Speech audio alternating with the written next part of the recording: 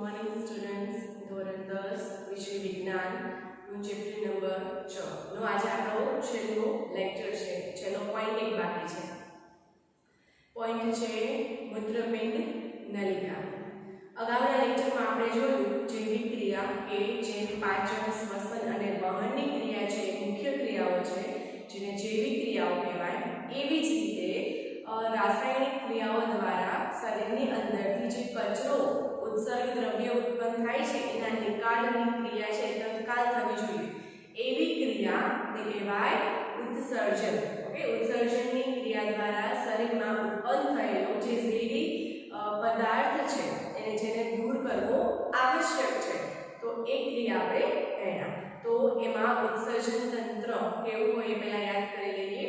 ઉત્સર્જન તંત્રમાં કયા કયા ભાગોનો સમાવેશ થતો હતો? તો સૌથી પહેલા એક જોડ મૂત્રપિંડ એટલે કે કિડની, એનું સ્થાન ક્યાં આવેલું હોય? ઉદરમાં. કરોડ સ્તંભની કશેરુકાઓની પશ્વ બાજુ પાછળની તરફ આવેલું હોય. પછી તો કે બંનેમાંથી જે નલિકા નીકળે છે કિડનીની અંદરથી એટલે કે મૂત્રવાહિની, બંને મૂત્રવાહિની એક કોથળી જેવા અંગમાં ખુલે છે એને કહેવાય મૂત્રાશય અને છેલ્લે મૂત્રવાહિની. હવે કેવી રીતે રુધિરમાં રહેલો જે ઝેરી પદાર્થ જેને ઉત્સર્ગ દ્રવ્ય કહેવાય એ કેવી રીતે અલગ થાય? તો કે ગાળણની ક્રિયાથી રુધિર છે એ કિડનીમાં જ્યારે પ્રવેશે તો એમાંથી રુધિરમાંથી જે ખરાબ દ્રવ્યો છે, નકામો કચરો છે એ અલગ થઈ જાય છે અને એ બને છે મૂત્ર. ઓકે, તો આજે આપણે જોઈશું કે કેવી રીતે રુધિરનું ગાળણ છે એ કિડનીની અંદર થાય. કિડની છે એની અંદર રુધિરનું ગાળણ થાય છે. આપણે જો એનો આડછેદ જોઈએ તો આવો દેખાય. હવે આ આડછેદમાં અસંખ્ય સંખ્યામાં, મોટી સંખ્યામાં એકમો આવેલા હોય, નાના નાના અસંખ્ય એકમો આવેલા હોય જેની અંદર રુધિર છે ગાળનું ગળાય છે. એટલે કે મૂત્રપિંડમાં ગાળણ એકમ કયો છે કે જેમાં રુધિરનું ગાળણ થાય અને નકામા પદાર્થો અલગ થાય? તો એ છે નેફ્રોન એટલે કે મૂત્રપિંડ નલિકા. આવી રચનાઓ હોય. આપણે આનો એક સૂક્ષ્મ ભાગ ને ઝૂમ કરીને જોઈએ તો આપણને આવી રચના જોવા મળે. આ એક એકમ છે. આવા ઘણા બધા એકમો મૂત્રપિંડની અંદર વધારે સંખ્યામાં આવેલા હોય. હવે આપણે આજે એ સમજશું કે કેવી રીતે રુધિર છે એની અંદરના નકામા પદાર્થો, ઉત્સર્ગ દ્રવ્યો જેવા કે યુરિયા, યુરિક એસિડ વગેરે અલગ થાય છે.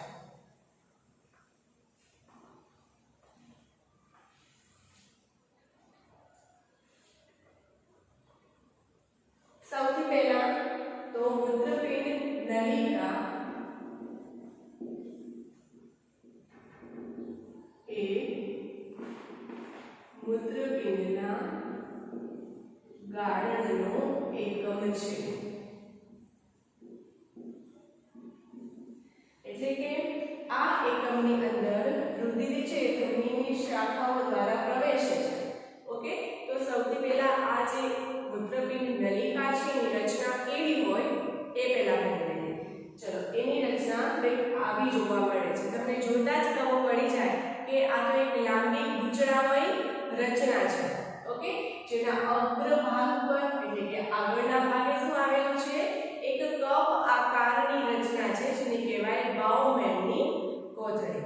ઓકે, મૂત્રપિંડ નલિકા કે જેમાં રુધિરનું ગાળણ થાય છે એની રચનામાં પહેલા અગ્રભાગ પર એક કપ આકારની સંરચના છે જેને કહેવાય બાઉમેનની કોથળી. ચલો, એની અંદર શું છે? તો કે આપણે શીખી ગયા છીએ રુધિર વાહિનીઓ. એમાં ધમની છે એની આગળ વિભાજિત થાય એની શાખાઓ વડે. ઓકે, એની પણ આગળ એકદમ પાતળી દિવાલવાળી રુધિર કેશિકાઓ બને. ઓકે, તો એવી કેશિકાઓ છે એની અંદર બાઉમેનની કોથળીની અંદર ગૂંચળામય સ્વરૂપે આવેલી છે તેને કહેવાય રુધિર કેશિકા ગુચ્છ. ઓકે, ચલો, અગ્રભાગે આવેલું છે બાઉમેનની કોથળી અને આજે આખી રચના છે એ કેવી છે કે લાંબી નલિકામય ગૂંચળાવાળી રચના જેનો શરૂઆતના ભાગમાં એટલે કે અગ્રભાગ ઉપર બાઉમેન્ટની કોથળી આવેલી છે અને આ રચનાનો અંત ક્યાં થાય છે તો કે જો સંગ્રહ નલિકા. ઓકે, ચલો સૌથી પહેલા લખીએ મૂત્રપિંડ નલિકાના અગ્રભાગે શું આવેલું હોય કપ આકારની સંરચના આવેલી છે જેને કહેવાય બાઉમેન્ટની કોથળી.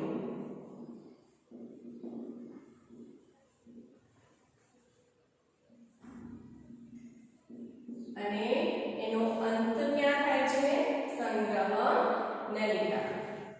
જે આ રુધિર કેશિકાઓ છે એ રુધિર કેશિકાઓમાંથી જે રુધિર વહેતું હશે એમાંથી તો કે જે નકામા પદાર્થો છે જેમ કે પાણી, ક્ષાર, ગ્લુકોઝ એ બધું અલગ થઈ અને આ જે નલિકા એમાંથી નીકળે છે જે ગુજરાતી ભાગ તમને દેખાય એ છે મૂત્રપિંડ નલિકા. એમાં એ જે દ્રવ્યો છે પસાર થશે અને આ જે યુ આકારનો જે શેપ દેખાય એ છે હેન્ડલનો પાસ.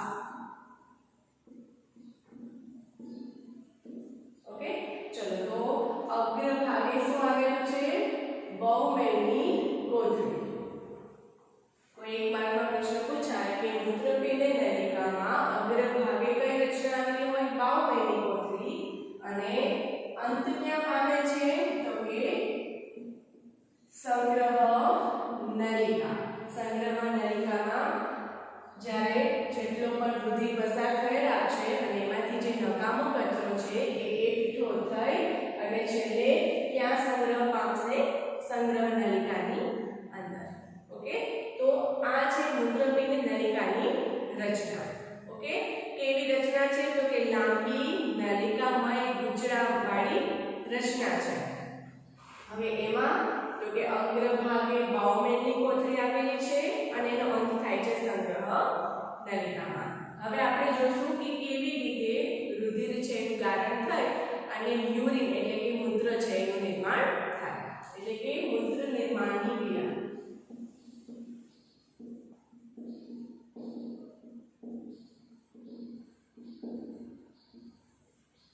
કેવી રીતે રુધિર છે એનું ગારણ થાય અને રુધિરમાં આવેલા જે પદાર્થો છે અલગ પડે. ચલો આને આપણે થોડું અહીંયા ઝૂમ કરીને બતાવું.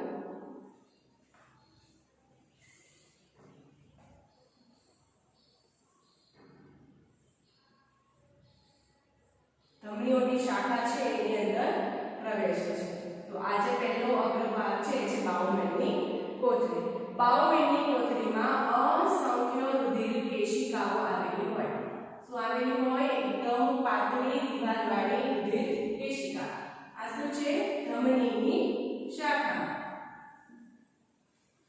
આ અગ્રભાગે તો આપણે ભણી ગયા અગ્રભાગે હોય બાઉમેન્ટની કોથળી. બાઉમેન્ટની કોથળીની અંદર શું હોય છે તો કે રુધિર કેશિકા ગુચ્છ.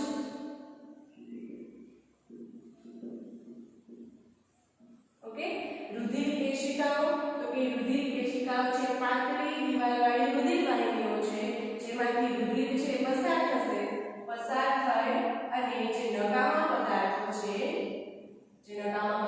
છે એ મૂત્રપિંડ નલિકા છે જે આ ભાગ બાઉમેન્ટની કોથળીની પછીથી નીકળે છે એની અંદરથી પસાર થશે. એની અંદરથી આ જે લાંબી રચના છે એમાંથી પસાર થઈ છે એટલે ક્યાં સંગ્રહ થશે મૂત્રપિંડ સંગ્રહ નલિકામાં. તો આવી રીતે રુધિર છે એ કિડનીમાં આ તો આપણે એક આવો એકમ જો તો આવા અસંખ્ય એકમો મૂત્રપિંડની અંદર આવેલા હોય જેમાંથી રુધિર છે એ પસાર થાય. રુધિરમાંથી જે નકામા પદાર્થો છે એ આવી રીતે શોષણ થઈ અને મૂત્રપિંડ નલિકામાં આગળ વધે. જ્યારે એ આગળ વધે ત્યારે એનું શું થાય તો કે એનું પાછું પુનઃ શોષણ થશે. દરરોજ તંદુરસ્ત વ્યક્તિ હોય એના મૂત્રપિંડમાં 180 લીટર રુધિર છે એનું ગારણ થાય.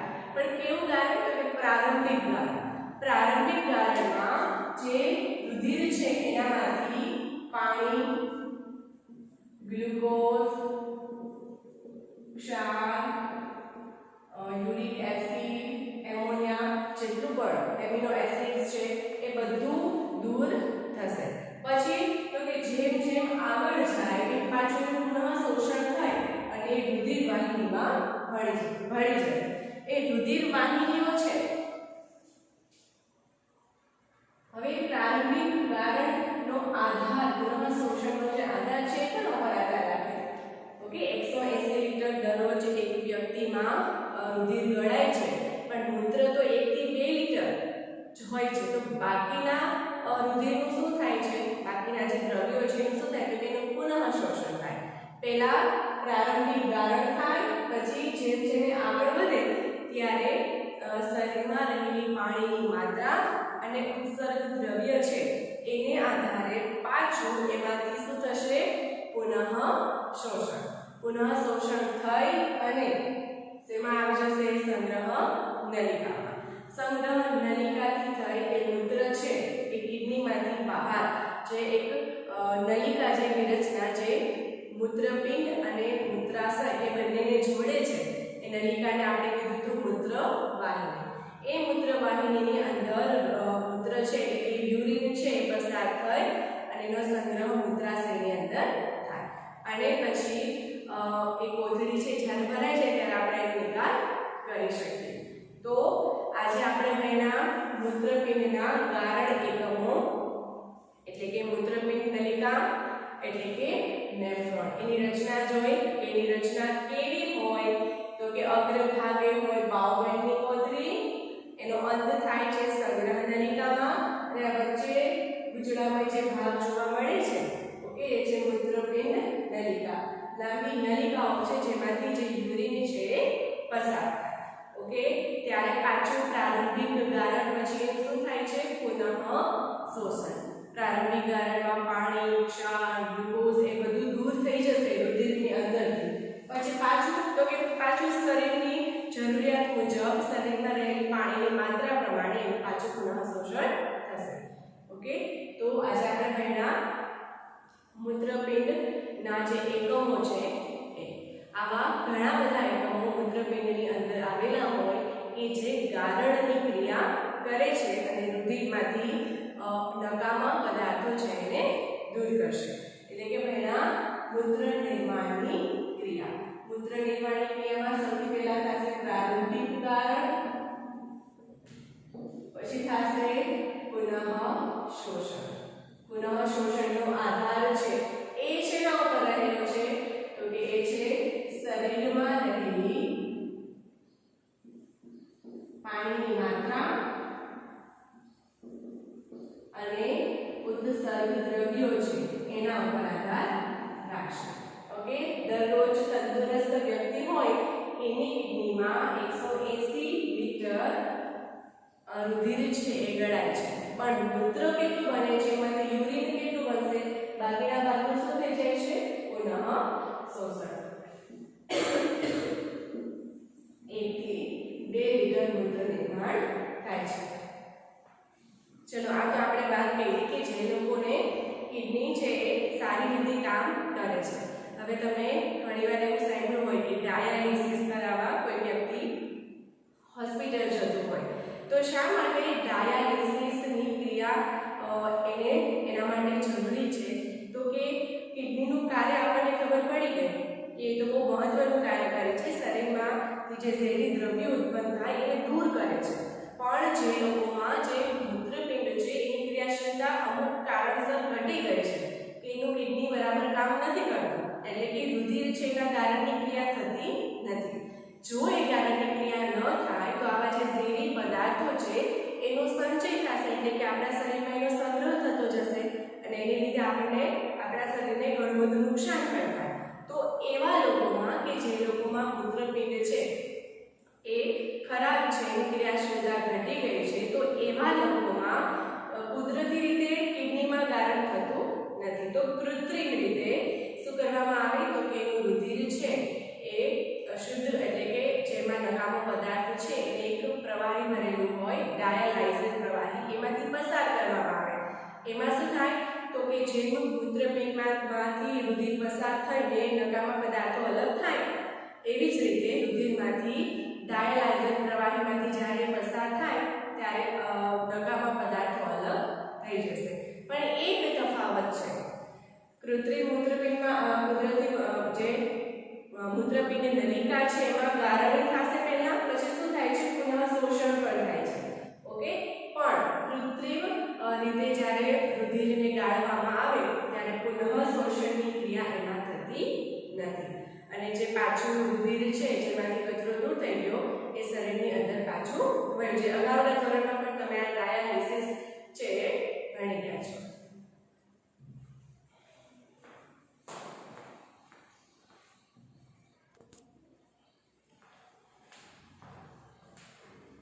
ચલો એના પછી છેલ્લો પોઈન્ટ છે વનસ્પતિમાં ઉત્સર્જન. આપણે જોઈ લીધું કે રુધિરમાંથી કેવી રીતે નકામા પદાર્થો છે અલગ થાય. પણ હવે વનસ્પતિમાં પણ ઘણી આડ પેદાશો છે. ઉદાહરણ તરીકે સૌથી પહેલા પ્રકાશ સંશ્લેષણની ક્રિયા જ્યારે આપણે ભણ્યા તો પ્રકાશ સંશ્લેષણની ક્રિયાથી પોતાનો ખોરાક જાતે બનાવે, પણ એ ખોરાકની સાથે ઓક્સિજન પણ દૂર કરે છે. વનસ્પતિ માટે આ ઓક્સિજનનો કોઈ જ પ્રકારનો ઉપયોગ નથી. તો એ ઓક્સિજન છે ને વનસ્પતિ માટે આડ પેદાશ છે. ઓકે, એટલે કે નકામો પદાર્થ છે, ઉત્સર્ગ દ્રવ્ય છે. ઓકે, તો એ કોના માટે અલગ કરે છે? તો કે આપણે સ્ટાર્ટિંગમાં પર્ણરંધ્ર અથવા વાયુરંધ્ર ભણી ગયા છે કે પર્ણની સપાટી પર આવેલી સૂક્ષ્મ છિદ્ર જેવી રચનાઓ છે એ કહેવાય પર્ણરંધ્ર, જેના દ્વારા એ વાયુ વિનિમયની ક્રિયા કરે છે, એટલે કે વાતાવરણમાંથી પ્રકાશ સંશ્લેષણ માટે કાર્બન ડાયોક્સાઇડ લેશે. ઓકે, એવી જ રીતે જે આ નકામો પદાર્થ એટલે કે ઉત્સર્ગ દ્રવ્ય જે પ્રકાશ સંશ્લેષણની ક્રિયા દ્વારા બને ઓક્સિજન, એનો પણ નિકાલ કરે છે. પછી બીજું તો કે પાણી, વધારાનું જે પાણી હશે એને કેવી રીતે વનસ્પતિ દૂર કરે? તો કે પણ આપણે ભણી ગયા બાષ્પોત્સર્જનની ક્રિયા દ્વારા કે વનસ્પતિના હવાઈ ભાગો દ્વારા પાણી છે બાષ્પ બનીને ગુમાવવાની જે ક્રિયા છે એટલે કે બાષ્પોત્સર્જન. ઓકે, તો સૌથી પહેલું જોયું કે ઓક્સિજન કેવી રીતે દૂર કરે, વધારાનું પાણી છે કેવી રીતે દૂર કરે. હવે એના પછી તો કે વનસ્પતિની અંદર જે આ નકામા પદાર્થો છે એ એના કોષની અંદર રસધાની હોય. નવમા ધોરણમાં આપણે ભણી ગયા છીએ રસધાની એક કોષીય અંગિકા છે જે કોષની અંદર આવેલી હોય. એ વનસ્પતિની રસધાની મોટી હોય, પ્રાણી કોષની રસધાની નાની હોય. તો આ રસધાનીનું કાર્ય શું છે? તો કે રસધાની છે એ કોષીય દ્રવ્યનો સંગ્રહ કરે છે.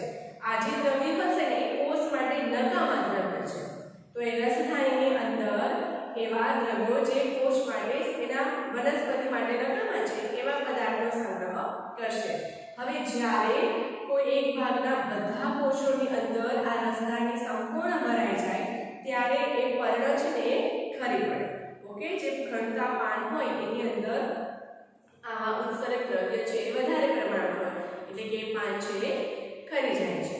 એના પછી તો કે ગુંદર છે, રબર છે, એ પણ વનસ્પતિ માટે એક ઉત્સર્ગ દ્રવ્ય છે. આપણે વનસ્પતિની છાલ, બહારની છાલ છે મૃત કોષોની બનેલી હોય એને એમાંથી તમે ક્યારે અંદરથી એકદમ ચીકણો પ્રવાહી પદાર્થ છે જોવા મળતો હોય એ છે રબર, ગુંદર અથવા ગુંદ વગેરે. તો અને બીજા પ્રકારના ઉત્સર્ગ દ્રવ્યો છે એના મૂળ દ્વારા જમીનની અંદર જ નિકાલ પામે છે.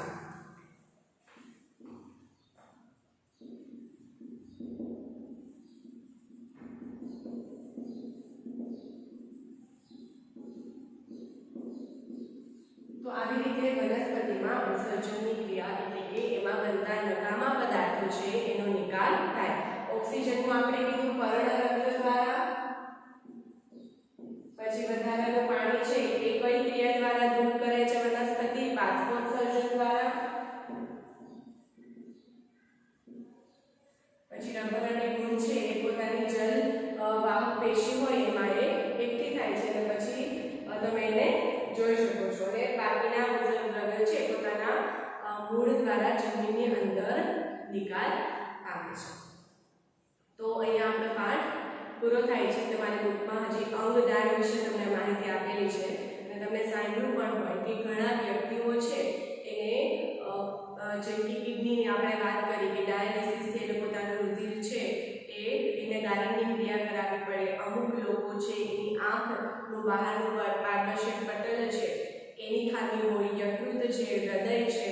ઓકે, તો આપણે આવું અંગદાન છે કરી શકીએ જેનાથી કોઈ વ્યક્તિ છે એનું જીવન છે સારી રીતે પસાર કરી શકે. અમુક દાન છે ને એ આપણે જીવતા હોય ત્યારે પણ કરી શકીએ. જેમ કે કિડની છે, 2 છે, માણસ એક કિડની ઉપર પણ જીવી શકે. અને અમુક દાન અંગદાન છે, પેશીઓ છે, ગ્રંથિ છે, એનું દાન ડૉક્ટર જ્યારે મગજને મૃત જાહેર કરે એના પછી કરી શકાય. જેમ કે હૃદય છે, યકૃત એટલે કે લીવર છે, સ્વાદુપિંડ એટલે કે પેન્ક્રિયાસ છે.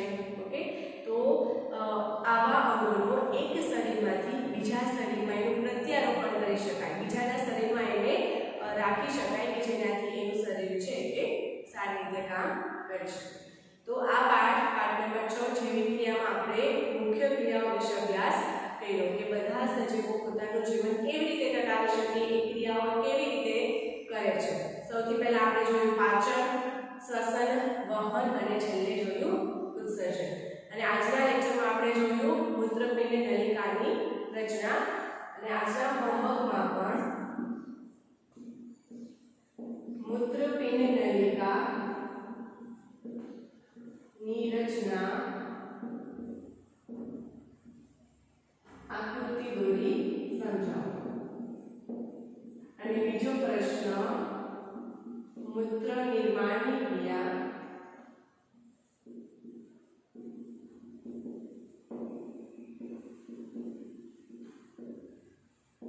આજના હોમવર્કમાં જે આજે આપણે 2 પોઈન્ટ ભણ્યા એ જ પ્રશ્ન છે. સૌથી પહેલા મૂત્રપિંડ નલિકાની રચના આકૃતિ દોરીને સમજાવો. સૌથી પહેલા તો તમારે આકૃતિ દોરવાની રહેશે જે મેં દોરી હતી અને એની રચના સમજાવવાની છે કે એની રચના કેવી છે. તમે શું જુઓ છો તો કે લાંબી નલિકામાં ગુચડાવાળી રચના છે જેના અગ્રભાગે બાઓમેન્ટની કોથળી, એની અંદર રુધિર કેશિકા કુછ આવેલું છે.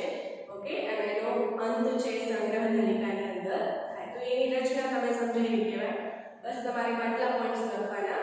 અને પછી છે મૂત્ર નિર્માણની ક્રિયા. કેવી રીતે આ જે મૂત્રપિંડ નલિકા છે એમાં રુધિર ગળાય છે અને યુરિન છે એનું નિર્માણ થાય. તો એમાં તમારે પ્રારંભિક ગારણ, પુનઃશોષણની ક્રિયા છે એ વર્ણવવાની રહેશે. ઓકે, તો બસ આજે